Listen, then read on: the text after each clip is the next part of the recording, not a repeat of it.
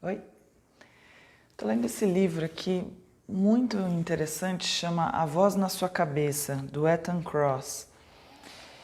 E eu vi uma passagem aqui que eu achei demais, assim, para ilustrar o quanto aquilo que a gente fala para as crianças, a forma como a gente fala, é o que vai moldar toda a personalidade, a forma de autocontrole, de autoestima, enfim, de tudo, né?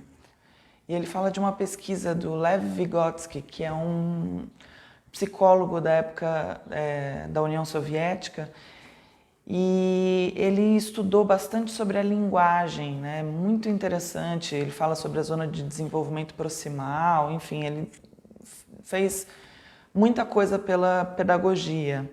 E ele foi um dos primeiros a estudar a relação da linguagem e do autocontrole. E ele começou estudando, ele ficou muito curioso sobre por que as crianças falavam sozinhas, né? As crianças pequenas têm esse hábito de ir narrando aquilo que elas estão fazendo, né? E aí ele fala que isso não é só uma brincadeira ou imaginação, isso é um processo de amadurecimento dessa voz interna que ele está criando.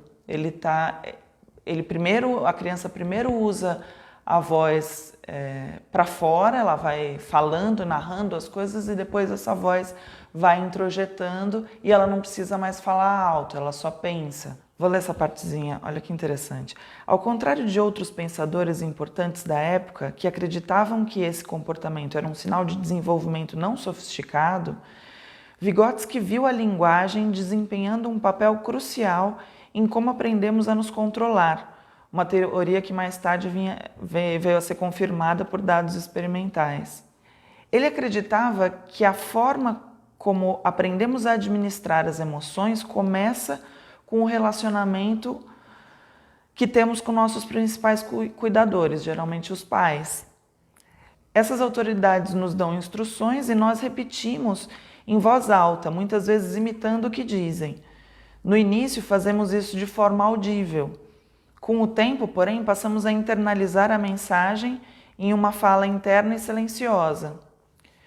E aí eu pulei aqui uma parte mais para frente, ele diz: nas famílias, nossos pais funcionam como um modelo de autocontrole quando somos crianças e suas abordagens se infiltram em nossas vozes internas em desenvolvimento. Ou seja, tudo que a gente fala e repete para as crianças, elas estão internalizando como a voz interna delas. Por isso que a gente tem que ter tanto cuidado com aquilo que a gente fala.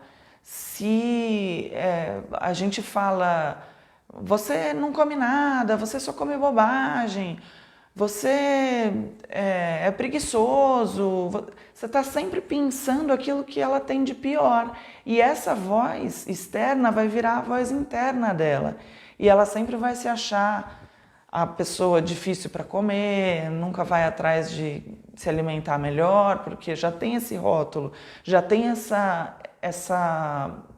fala interna dentro dela. Eu não sou capaz de fazer isso, eu não sou capaz, eu não tenho... Se os meus pais não me acham capaz, então eu realmente não devo ser capaz de experimentar coisas novas, de fazer toda a lição de casa, ou seja lá do que for que a gente fica falando para a criança e fazendo ela introjetar essa voz.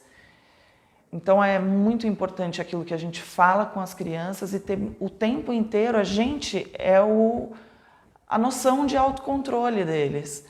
E o cérebro deles ainda está em formação, vai terminar de se formar lá com 21 ou 25 anos.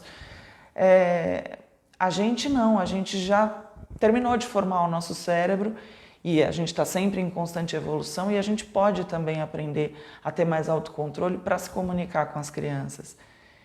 E isso é realmente muito importante para elas. Então, se você tiver afim, recomendo demais esse livro, A Voz na Sua Cabeça, Ethan Kross, e ainda não terminei de ler, tô adorando, e fala bastante sobre essa voz interna e como a gente pode administrar, agora como adultos e tudo, como a gente pode administrar essa voz interna que às vezes fica boicotando a gente, sabotando, enfim, é isso. Valeu, beijo.